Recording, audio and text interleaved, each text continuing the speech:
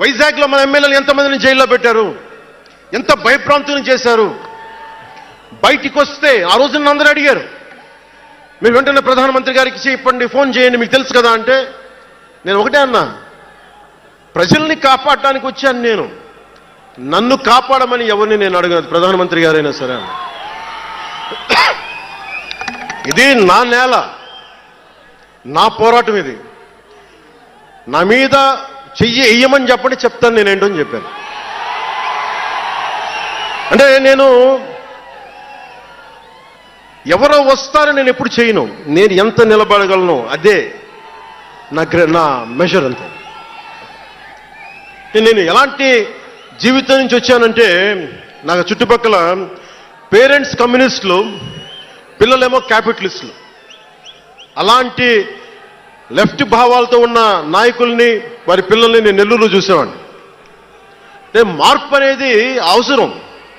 నాన్న కమ్యూనిస్ట్ కదా అని కొడుకు క్యాపిటలిస్ట్ అవ్వకూడదనే రూల్ లేదు, ఇలాగే ఉండాలని ఏం లేదు. అంటే సహజం, అంటే మార్పు చాలా సహజం, ఎదగడానికైనా దిగజారడానికైనా సరే. వారి ప్రవర్తనని, వారి ఆలోచన విధానాన్ని బట్టి ఉంటుంది. కులాలను కలిపే ఆలోచన విధానం, భాషలని గౌరవించే సాంప్రదాయం, సంస్కృతుల్ని కాపాడే సమాజం, ప్రాంతీయతను విస్మరించిన జాతీయవాదం, మతాల ప్రస్తావన లేని రాజకీయం, అవినీతిపైన రాజీ లేని పోరాటం, పర్యావరణాన్ని పరిరక్షించే అభివృద్ధి ప్రస్థానం, ఇవన్నీ పెట్టినప్పుడు నవ్వారు అందరూ. అలాంటిది నన్ను ఈ రోజున పర్యావరణ మంత్రిగా తీసుకొచ్చింది ఈ సిద్ధాంతాలే. సిద్ధాంతాన్ని ప్రతిపాదించినప్పుడు చాలా పరిశోధించాలి, చరిత్ర చదవాలి, అవగాహన చేసుకోవాలి, జటిలమైన సందేహాలు వాటికి వివరణ ఇవ్వాలి. ఇవన్నీ కూడా ఉండబట్టే ఈ రోజున ఇంత బలంగా నిలబడగలిగాను.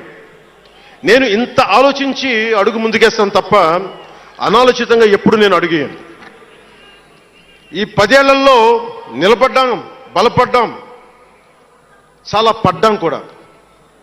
సమాజ తీరుతెన్నులు ఎలా ఉంటాయి అని ఆలోచించేటప్పుడు నన్ను బూతులు తిట్టినా, ఆ తిట్టిన వాటిని ప్రసార మాధ్యమాల్లో ప్రసరింపజేసి డిబేట్లు పెట్టి వీళ్ళకి నా జీవితం తప్ప ఇంకేమి లేవా, కనిపించవా అనుకునేవాడిని. అంటే మీరు చెప్పండి, ఒకళ్ళ ఇంట్లో ఆస్తి తగాదాలు, అక్క అన్నా చెల్లెల మధ్య ఆస్తి గొడవలు రాష్ట్రానికి సంబంధం ఏముంది? అది అసలు ప్రజలు ఆలోచించాల్సింది ముందస్తుగా.